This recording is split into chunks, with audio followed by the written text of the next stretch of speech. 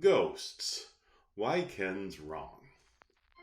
Ghosts, or disembodied spirits, are part of Ken Wheeler's metaphysical mythology on the immortal soul. Find out why his efforts to convince viewers to believe in spooks don't have a ghost of a chance. People have believed in ghosts since time immemorial. Intuitively, we all seem to feel as if we have a dual nature. We clearly have a physical body, but we sense that the part of us that thinks and perceives, our mind, soul, or spirit, is separate from that.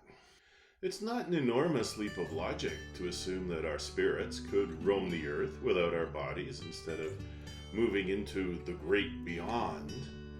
But there are two problems with this view about hauntings.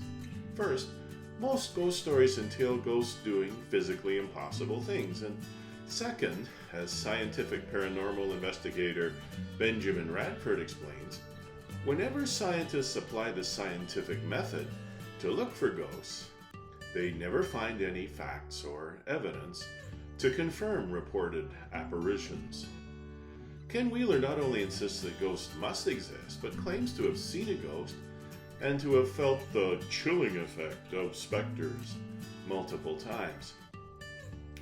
The angry photographer bases these extraordinary claims largely on the fact that we all have dreams. According to him, since we can see, hear, and feel things in our dreams, that proves that our soul can create its own body at will. Our sensory perceptions take place in our brains, so an unconscious brain doesn't need to create some sort of ethereal body to have dreamlike experiences. The Theoria Apophasis host dodges any need to provide a realistic explanation for what he prefers to call disembodied beings by declaring that metaphysical entities are by nature not demonstrable.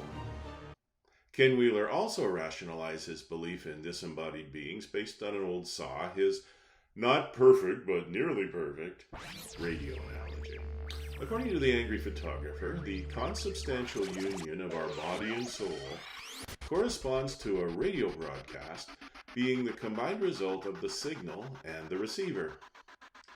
The YouTuber behind Theoria Apophasis points out that the radio signal carries on even if the radio breaks down. He infers from that our soul carries on after we die.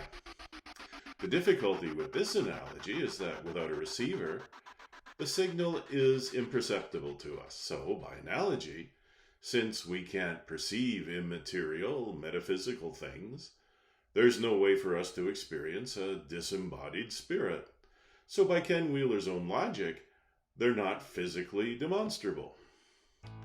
Ken Wheeler points to so-called ghost hunting technology as further evidence for disembodied spirits.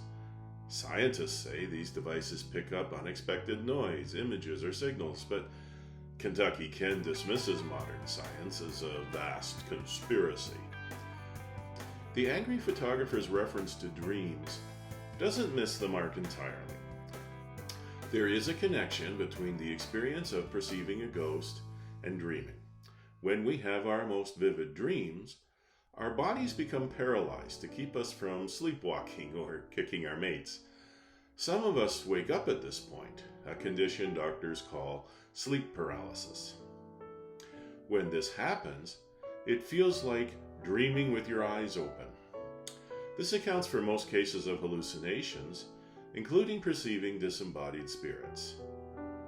Our first instinct when we hallucinate is to trust our senses, so we tend to impose explanations like ghost stories onto our misperceptions rather than realizing that we're imagining things. Believing in ghosts comforts the angry photographer because it proves that we have an immortal soul. That comforting belief enables him to reassure himself that he's not really going to die. As he's fond of saying, "What makes you think that you are that which dies?" He explains that ghosts reside in the dialectic realm of counterspace. In Kentucky Ken's mind, counterspace is loosely commingled with the ether. Back in 1887, The Michelson-Morley experiment proved conclusively that the ether doesn't exist. Charles Proteus Steinmetz, who Kentucky Ken calls one of the gods of field theory, called the ether hypothesis a mistake. Despite this, Ken Wheeler asserts that his disembodied spirits generate ethereal bodies consisting of a counterspatial anode due to torsional induction. He seems to have cooked up this conjecture from the electrical engineering term cold cathode. According to the angry photographer, when current flows, as the anode warms, the cathode cools.